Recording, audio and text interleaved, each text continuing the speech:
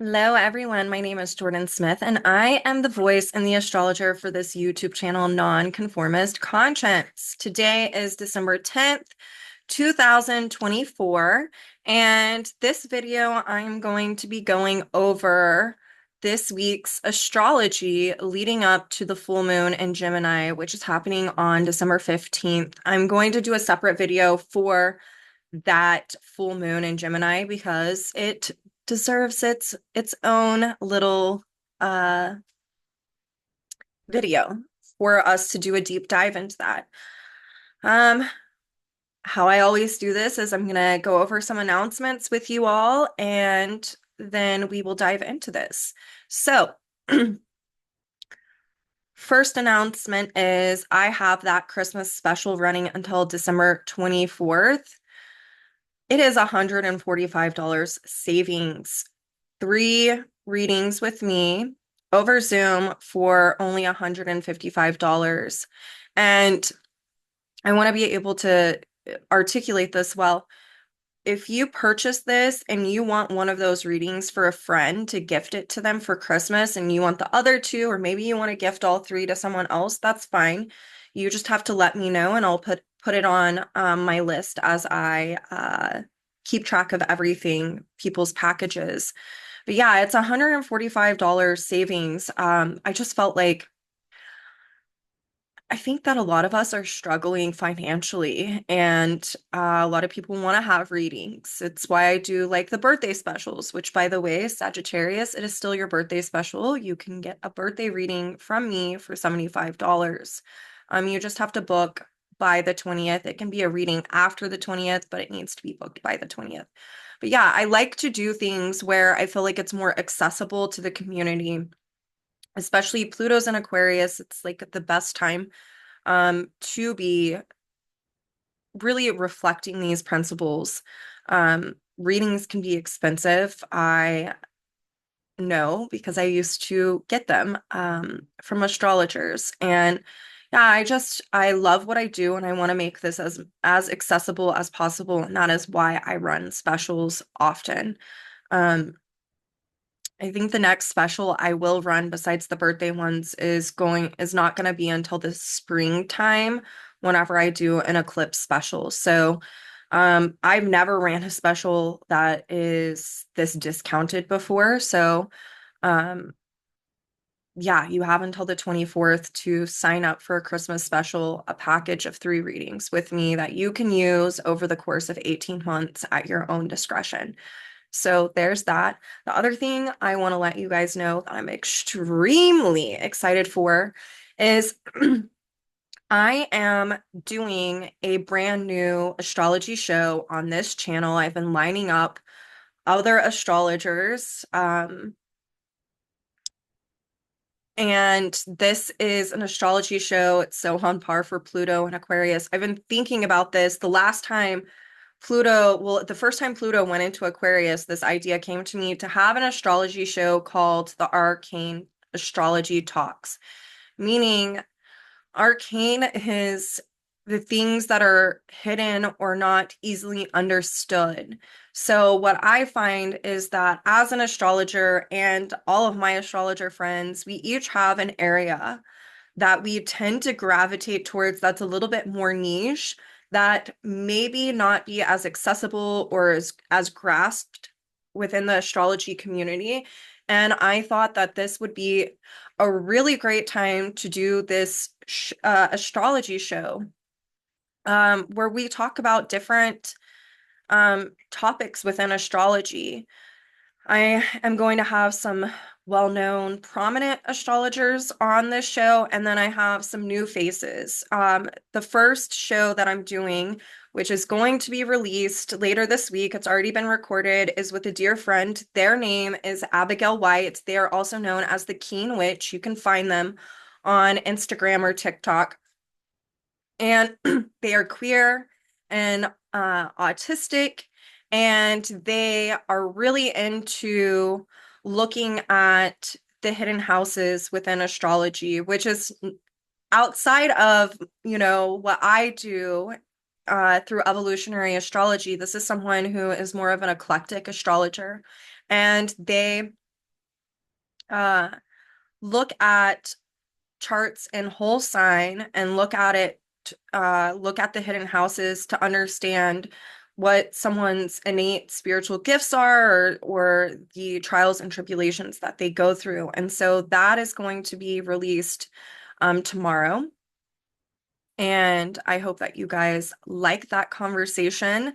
I'm going to have in the next few weeks, I have a few other astrologers that you guys probably know their names. I'm having Martha Alter Hines and Louise Edgington come on the show, and a few more people. So if there is an astrologer that you would love to see on this show, um, either email me. My email is on my website. There's a contact form, or there's also you can just put it down in the comments section. I love interacting with astrologers, and I love putting stuff out there for you all that could be intriguing or of interest or spark some type of aha moment within your mind. So look for that new talk show tomorrow. And without further ado, let's get into this week's astrology. I've written some notes down. Well, I've just written the transits down that I want to talk about that I feel are really good for us to understand leading up to this full moon happening in Gemini. So today we have, and what I can do is I'll share this chart with you actually. Today we have Ceres. Now it is past Pluto, meaning that Ceres is now in a new phase to Pluto. And Ceres is starting to form a sextile to the north node and a trine to the south node. But we have Ceres also conjunct this Venus, who is in a trine to the south node and a sextile to this north node. You need to remember that the south node's ruler is this Venus, and the north node's ruler is this Mars retrograde, which Ceres and Venus will be opposing later this week in perfection. So let's talk about this for a minute. Ceres in a new phase to Pluto. If you haven't checked out my videos where I did a deeper conversation over that triple conjunction between Pluto, Ceres, and Venus, go ahead and check that out. But what this is really reflecting is, whereas Ceres balsamic or approaching Pluto before Ceres crossed over was really about us trying to wrap up this cycle of these events within the collective and personally where we might have lost something within us. And that can be seeing as Ceres as an Aquarius community, our unique individuality within the community, feeling like we're being absorbed by the community instead of standing out as like our own individual person. And then that's also really indicated because Sirius is also ruled by that Uranus and Taurus right now. So there's this need for us to really objectify where we felt like we've lost something. Where Aquarius can definitely feel like isolation. So a lot of people I know who have come into my practice have been feeling this isolation, and that is really reflecting a loss of community, a loss of friendship, a loss of one's friend group, or even if you feel like community is your family, the loss of that, considering that Ceres was just in Capricorn. So with Ceres now in a new phase to Pluto, we're really being confronted with the why, the Plutonian why. Why does one lose certain things? Why do we feel like we've lost something? And my personal opinion when I'm looking at the astrology for individualistic through the lens of an individual lens is a lot of us are accelerating our own evolutionary growth right now and have been for some time. Aquarius tends to speed up evolution because it has an individuating factor to it, meaning it's wanting to throw off the old. And anytime we're throwing off or liberating from the old, it is accelerating our evolutionary growth. We're having to face a void of what once there and like this empty space and having to sit and wait to see how is this going to pan out. And so Ceres in a new phase conjunction to Pluto is really indicating where we could bring this objectivity to where we feel like we might have lost something. And it's sparking this need to continue to transform our inner relationship to self, Uranus and Taurus, through understanding and integrating our unique individuality on a soul level. That way, so much of Venus, which is tracking with Ceres, Venus is very much this principle of what we attract. Venus is ruling that South Node in Libra, which it is trine to. It's what we call a first quarter trine, which means that there could be something at an evolutionary standstill here that needs an integration for forward motion. And this can be where we're continuing to have to look at and objectify Aquarius, these dynamics of our relations with others and doing things in a brand new way. Like, I'm not going to abandon myself anymore for the sake of continuing a status quo, the patterns within my relationships. This is like a big energy of this. And so as we liberate and continue to liberate through objectifying these prior dynamics that we've been so hard at work at, it actually calls in, Venus helps us to attract, right? It's about our attraction based on our values and who we are on a unique and individual level. So this really series can help us recover our community, a different type of community that could be, what is the word that I'm looking for? It could be an alternative type of community, something that we're not used to. So it's really helping us to understand and attract something that's stepping outside of our status quo of the known and familiar ways of having community with others or being in community with others. It's helping us to attract this as we continue to do this work of integrating our unique individuality. And with Venus sextile that North Node in Aries, it's helping us to really accelerate perpetuating new patterns within our group of friends or within our community as a way to self-actualize, right? Self-actualization is definitely a fire energy. It's more in alignment with Leo. And guess what? The North Node's ruler is Mars and Leo. So it's really about us continuing to be confronted, Venus trying that South Node of where we might not be being in self-love or our authenticity, seeing as that Mars is ruled by the sun in Sagittarius, which is so much about authenticity. And it's helping us break free of these old patterns and cultivate new patterns that are more in the realm of naturally expressed Leo, self-love and self-dignity and self-respect.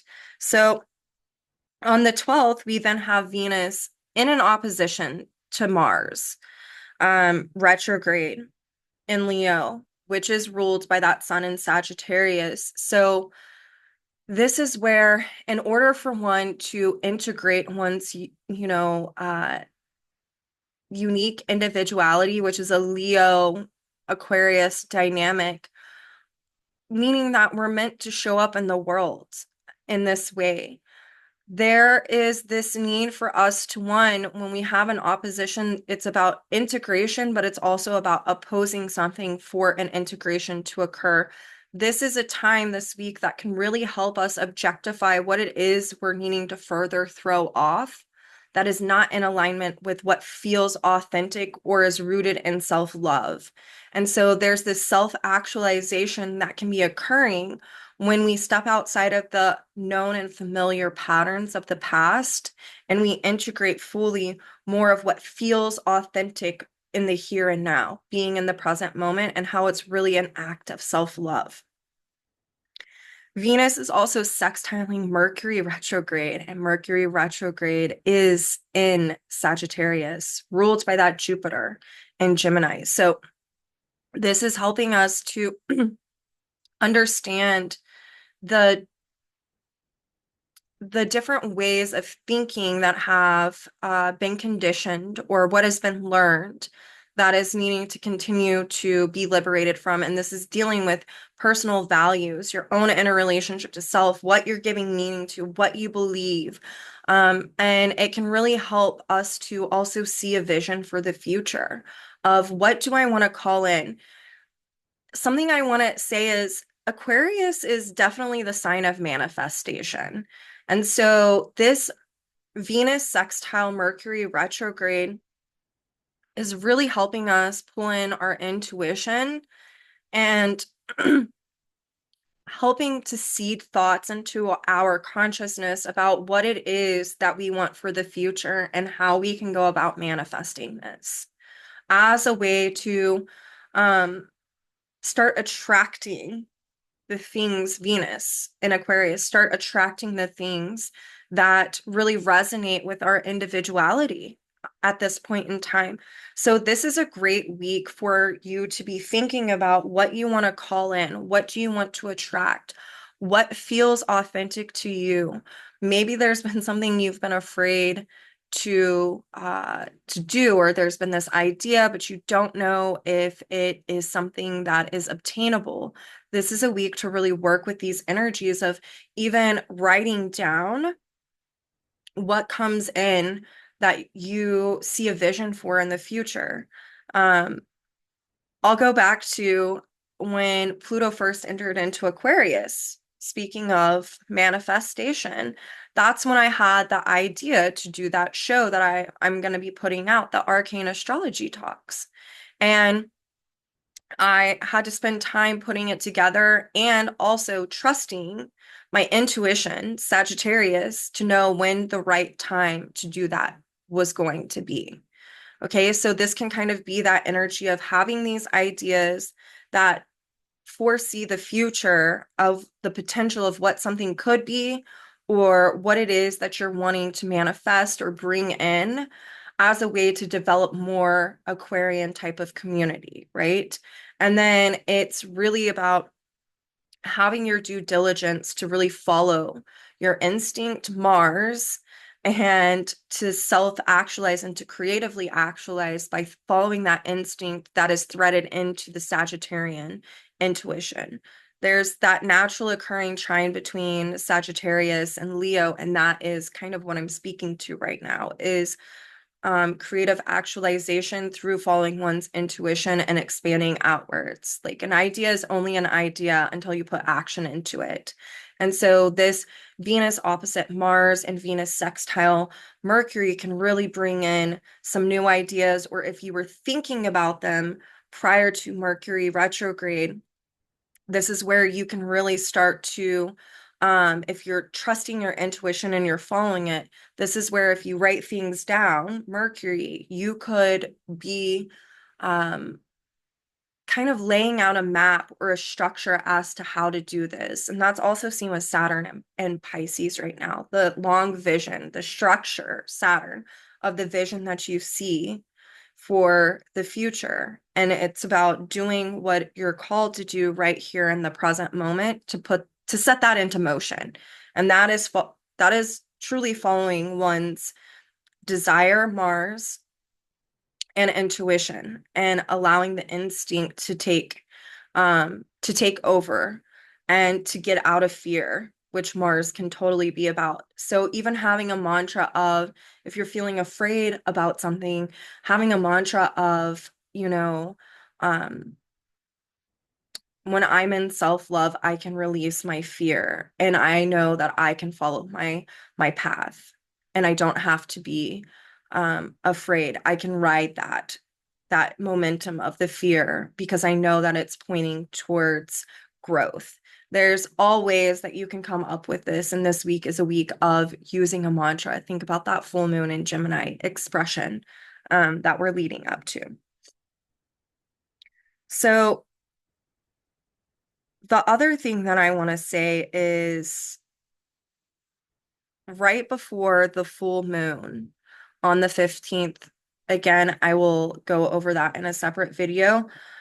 Um, but Lilith is now in the sign of Capricorn and is squaring the nodal axis. And Lilith is where we recover our most undistorted root of who we are on a soul level. And Lilith in Capricorn is very much wanting us to, it's ruled by Saturn and Pisces. It's wanting us to truly start to put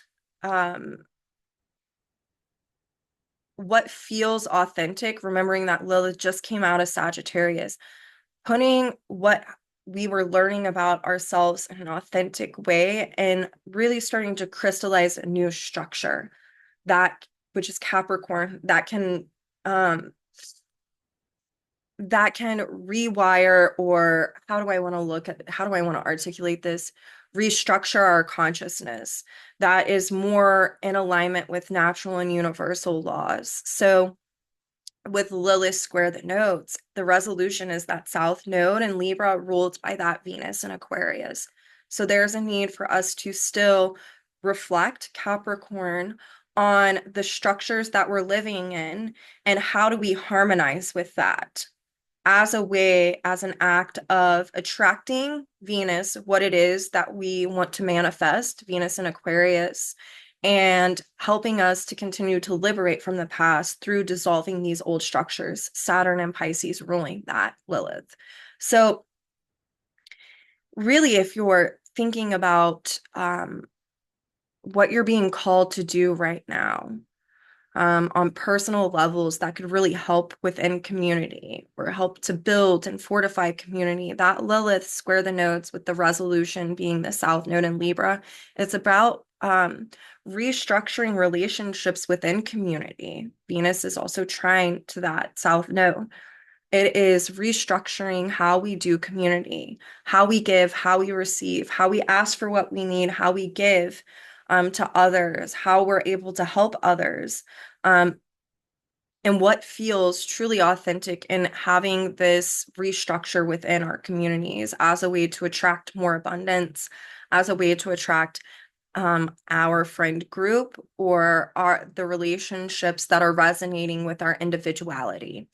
So this is just a little blip of this week and these energies. Again, I'm going to do another video that's just on this Gemini full moon coming up. I probably will also have another video coming out that is dealing with a deeper conversation around some of these energies.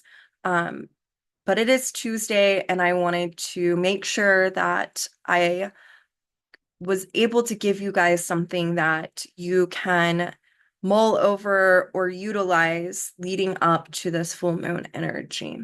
So I will see you all later this week, and I hope to see more of you soon. Have a great week.